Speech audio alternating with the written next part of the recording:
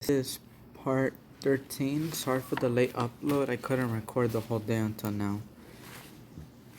Confrontations. Naruto was hurt. Nothing had ever hurt him this badly before.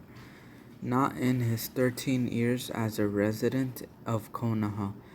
Not as a villager and not as a shinobi. He has been beaten, stabbed, hunted, starved, burned, suffocated, crushed, and poisoned. He has been physically broken in 1 year more times than he could count. These things he could handle easily. He could just laugh them off. These all healed after a good night's sleep. But none of those things could compare to the pain that he was feeling in his heart. The ones he had cared for among all others had betrayed him. They had led him on, given him hope that he could have happiness. Yeah, right, he thought. He wanted to get to his land. He couldn't focus enough to just sunshine there. So he walked through the village hoping that he was walking through the village hoping that he could get there before he lost control. Unfortunately, he didn't have his hedge on. He wasn't going to wear it any longer. He was tired of hiding. This didn't go unnoticed by the civilian populace. Hey, is that the demon brat? I think it is. It looks like you decided to show your true colors. Maybe we should teach him a lesson. Naruto had enough of this. He wouldn't be pushed around by any of these weaklings. Naruto had turned to the one speaking. Well, go ahead, Naruto stated, trying to push the demon brat. He drew his sword. But I'll fight you back. The civilians eyed him worriedly. Naruto would just ignore them or give them a little scare. Not this time. We aren't afraid of you, demon brat, the civilians shouted. Naruto began to chuckle. It was an empty, hollow laugh, the way he had felt inside. Yes, you are. I can smell it on you, Naruto spoke, taking a big whiff. Because you are nothing but weak civilians, he smirked. I already have enough skill to kill you all before I even graduate, he raised his voice. Now come on, who wants to fight first? None of the civilians made a move. They couldn't even look at him. They were all terrified of what was standing before them. It wasn't that the boy was tired to break. It wasn't that the boy tried to break and kill countless times. It was someone who could break them. Naruto turned to leave. He wasn't going to let them make him lose control. While he had his head turned, one of the braver, more foolish civilians decided to act. He grabbed a large rock that sat beside his leg. With great aim, he tossed it to the back of Naruto's head. The rock made contact and fell off. Thanks to all of the abuse Naruto had gotten, he could barely feel it. It was a welcome change to the pain in his heart. Naruto turned to glare to his attacker. So one of you cowards has a bit of courage, he asked. I'll have to fix that. Do your worst, the civilian spoke. I'm a proud citizen of the village hidden in the leaves. It seems that you have leaf envy, Naruto stated cruelly. Do you know what leaves have? Trees, he answered. Yes, trees, he answered. How about it? Do you want to be a tree? He lowered his blindfold and glared at the civilian. Do you want to feel your bones become brittle like wood? He asked. Do, to feel your very blood turn to sap. Naruto glared into the man's eyes, and his eyes began to glow with hatred. The man felt himself become thick. His skin became tough like bark, and his bones felt as brittle as a tree branch. The very blood in his veins became slow and thick, as if it was trapped in his small veins. The civilian felt his mind began to fade. Sorry about that. That would have been way too easy. That would have been too light of a punishment. Naruto halted the process to study his work. He allowed the man to keep his mind. That way he could endure all of the punishment. The unnamed civilian was stuck in his pose. Over half of the civilian's body was wood. His eyes looked around wildly, looking for any kind of help he wouldn't be getting from other civilians. They didn't want to share his fate. Time to finish this. He stood back and opened his coat. A massive blur began to jump from the depths. The sky began to fill with dozens upon dozens of birds, woodpeckers to be exact, that made their way to the man tree. They flew onto him and began pecking, drilling into him with their powerful beaks. He couldn't scream as they began removing his eye from his head. He could only endure as they broke into him and began making nests in his body. But he wouldn't die. The woodpeckers glared at the remains of the remaining civilians. Darling, one of them had to come forward. Naruto had left the woodpeckers. Naruto had left as the woodpeckers arrived. He was finally at his destination, his home. He finally lost control. His tears began to fall down at his cheeks fast. There was no longer anything he could do to hold them back. He wouldn't have any way, not here. This is the place. This is his place of peace, surrounded by his family. The foxes didn't know what was wrong with Naruto. They just knew he was hurt and needed some comforting. Thanks, guys, he spoke, earning a growl from and girls. This earned a yip. I knew I could always count on you all. He could. Hospital. Naruto went to the hospital to check on his friends. Naruto was sure that the Chunin exams were over. He no longer felt chakra being tossed around from the tower. He did feel a few of his friends end up in the hospital.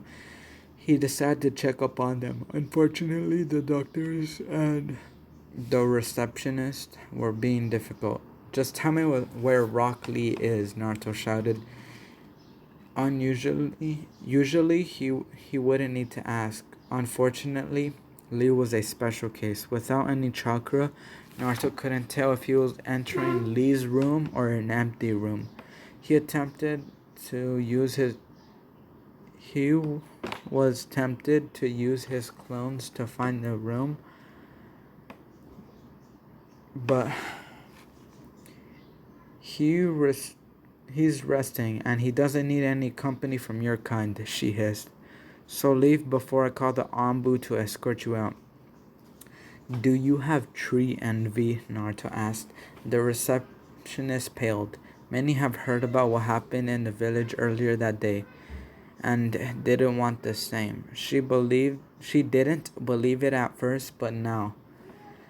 Naruto, stop harassing the receptionist. A lazy voice spoke. You're making a lot of noise. Kakashi, who am I up against in the finals? Naruto asked. And what makes you think you passed? Kakashi asked. Amusement in his eyes while he looked at the book. Because I beat Kiba. Understatement of the year, Naruto thought. I thrashed him. You're fighting Neji Hyuga in the first round. Alright, Kakashi.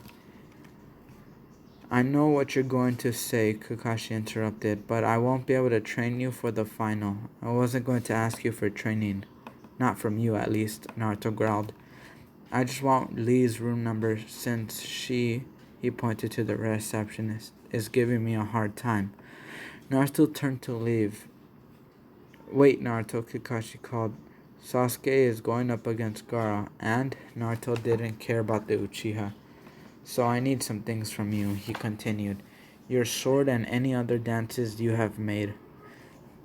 They've been they'll surprise them since they're original. What? Naruto growled. You actually expect me to hand over my weapons and hard work. Don't worry, Kakashi spoke.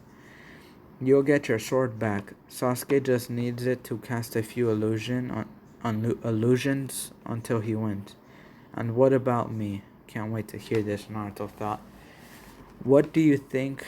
What do I do while you're training the Uchiha? Since you're up against Neji, you should quit. What?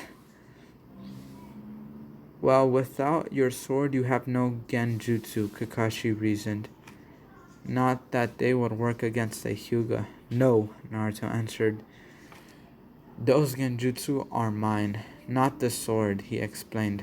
As for the dances, forget it. I spent countless nights training those skills. I'm not just going to hand my hard work over. Fine, if you want to be difficult, he spoke. As a superior, I order you to hand him over. The room went deadly cold. The sudden change caused Kakashi to look away from his book. He saw the source of the change. A pissed Naruto Uzumaki. Listen to me, Hatake, Naruto whispered. If you ever try something like this again, well, here's a sample. Fox glare. Kakashi was in a small and near empty room. All that he could see was his sensei, his former team, and a copy of his favorite book next to a kunai. Hello, Kakashi, they spoke as one. Sensei, don't speak, they snapped. It's time for your punishment. Punishment, he thought. What do they mean? What is happening, he asked. We are going to read a copy of that book, they answered. How is that punishment? It's boy on boy version, they answered. And there's only one way out. Kill yourself. He didn't know what else to say. If you do it, then you'll gain our respect and our forgiveness, they spoke. But you'll be shamed like your father as a coward. And if I don't, we will kill Sasuke and leave Sakura to you. They picked up the book. You will have until we reach the end to decide. Real world. Everyone who saw what had happened couldn't believe it. 1 minute Naruto was talking to Kakashi, the next Kakashi was passed out. Many sensei who were here to check up on their students saw the whole thing. Even his former Heims had saw the ordeal, but were too afraid to step in. The shock only increased as he gave a cruel but hollow laugh. I will come back to check on my friend, he spoke coldly. Tell the others what you saw, he leaned and whispered, or I will come for you. You hear me?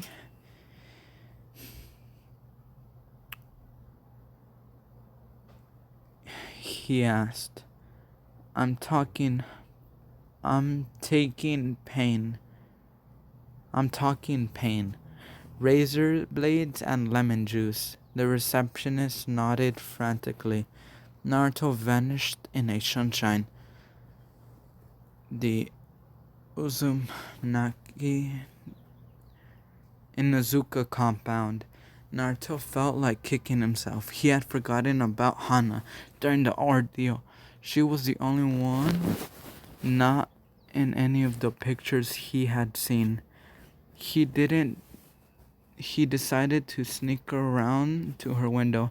It would be unlikely for most of the clan to not hate him for hurting Kiba.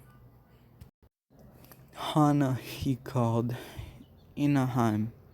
Her window opened and he humped right into it, never entering. He looked to his Inaheim and saw that she was upset. So did the triplets who hung around her feet. It didn't take a genius to figure out what she had, why she was angry. Why? She asked through the tears. Why did you do it? Do what? Please don't mean. Don't play dumb, she shouted, getting the triplets riled further. Why did you hurt Kiba so badly? It was a match, and I lost control, he admitted. But No, I don't want to hear it, she stated. You're nothing but a monster. Monster. Monster. Monster. Naruto's head repeated. No, Haim, he begged. Don't say that. She was his last time, the last person important to him. Get out, she ordered. When he didn't, she put on the claw he got for her. I said leave. Haim. He took a step in towards her. Don't touch me, she screamed. In her anger, she'd lashed one of the claws out towards him. The blade cut him deep across the neck, drawing a mass amount of blood. The triplets saw this as a signal and attacked Naruto. One bit into his arm, one into his leg, and the last one tackled, causing all four to fall out the window. Haim, he whispered, falling. It was the last thing he gurgled before he disappeared into a plume of black petals. They looked the look of betrayal would never the look of betrayal would be forever burned into Hana's mind. Naruto, she cried, I'm sorry. But it was too late. He was gone. Home. That was it. He was done. He had nothing left. His Heims, he had no Heims, and definitely had no love for the village. So are you just giving up? Don't worry. I'll still set you free. That's not what I asked. What else is there for me? I have nothing left. What did you have before them? Nothing but my fox family. Exactly. It's just like starting over. Starting over? Yes. Starting over without restraint. Restraint? Yes, no more of your Heims holding you back. Holding me back? What, are you a parrot? A parrot? He couldn't resist. The point is, you won't have to keep yourself restraint for them, relying on a simple parlor tricks. The fox growled. Remember what had happened in the forest? How could I forget? The only reason I started helping you again was because you found your resolve. We went over this already, QB. Yes, we did. And when you gave in, but only particularly don't start that again. The QB snapped. Sorry. You were so focused on saving Uncle that you still had held yourself back. I'm sorry. I can make you stronger, better. And I can make you stronger, better, not and not held back by your emotions for them, the fox whispered. But for me to do that, you will have to let go.